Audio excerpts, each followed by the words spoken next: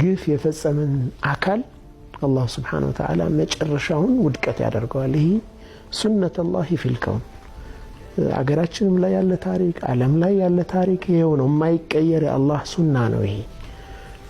በዚህ ላይ የኛ ሚና ምን ይሁን? ልባዊ ዱዓ አላህ ዓለማችን ላይ ሰላምን ፍትህን እንዲያሰፍን የማንም ሰው ደም እንዲፈስ አንፈልግም። ግፍ ደም መፋሰስን ያመጣል።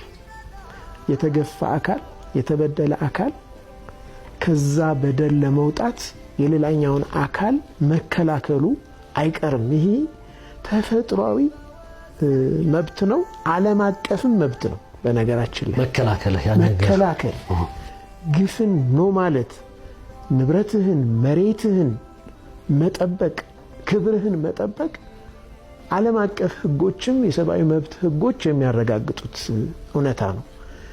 የደቡብ አፍሪካው የነጻነት ታጋይ ማንዴላ ነጻነት ካገኙ በኋላ የኛ ነጻነት የተሟላ የሚሆነው የፍልስጤማውያን ነጻነትም ሲሟላ ነው ብለው የተናገሩት አንድ ቦታ ላይ ያለ የነጻነት እጦት ሌላ ቦታ ላይ ያለ የነጻነት እጦት ስለሆነ ነው።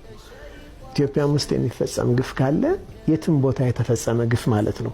የሰው ልጅ ላይ የተሰራ ግፍ ነው የሚሆነውና የትም ዓለም ላይ ከልክ ያለፉ ግፎችን ስንመለከት the minimum that we can do በጣም ትንሹ ልናደርገው የምንችለው ነገር ከልባችን ዱዓ ማድረግ ይኖርብናል። الدعاء سلاح المؤمن ዱዓ ደግሞ የአንድ ሙእሚን መሳሪያው ነው።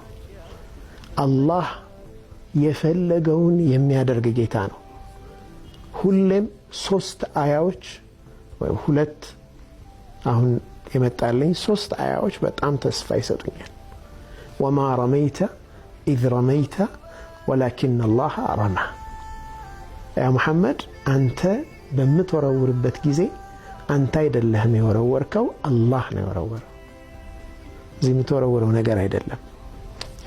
ሁለተኛ كم من فئة قليلة غلبت فئة كثيرة بإذن الله በአላህ ፈቃድ ስንት ትንሽ ቁጥር ያለው ሰራዊት በጣም ብዙ ቁጥር ያለውን ሰራዊት አሸነፈ ይላል አላህ።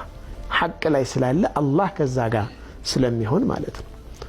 ሶስተኛ وتلك الأيام نداولها بين الناس እነዚህ ዘመናት ብንሻገር የማይቀየሩ የተፈጥሮ ህጎች ናቸው። አንተ እውነት ጋር እስከሆንክ ድረስ የጊዜ ጉዳይ ነው የሚሆነው። የምትከፍለው መስዋዕት ይቀየራል፣ ይለወጣል።